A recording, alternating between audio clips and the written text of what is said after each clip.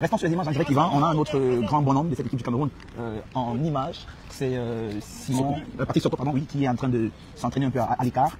Ça peut peut-être envoyer un signal pour dire que voilà, physiquement, il n'est pas encore forcément au point, au même niveau que les autres. Ou alors, peut-être c'est lié au fait de son arrivée, je pense, à l'établissement par rapport à certains. Non, je crois qu'il doit avoir un problème un peu bien physique. Ouais. J'en ai discuté quelques secondes avec lui avant la séance d'entraînement parce que le voyant descendant les marches, il était un petit peu boitillant et il m'a expliqué qu'en fait, il s'est foulé la cheville sur un mauvais appui. Okay. Et ce qui fait qu'aujourd'hui, il est en train de s'entraîner en marge du groupe. Je le notais dans notre prise d'antenne que c'était le seul bémol qu'on a noté jusqu'ici sur ces séances d'entraînement, si le fait que Patrick Soko justement ne soit pas physiquement à point. On n'a pas connaissance de l'étendue de l'état de sa blessure, mais ce qui est sûr, c'est que vraisemblablement, il ne pourra pas être prêt pour le match de demain. Cette situation est davantage intéressante et même surtout préoccupante parce que on sait que Carlos Baliba sera pas là demain du fait de sa suspension et donc on pourrait assister à une sorte de remaniement tactique au niveau des choix de Matt Brice et donc chaque joueur à partir de ce moment-là devient très important, notamment les joueurs de côté comme Patrick Soko si on joue dans une sorte de 4-2-4.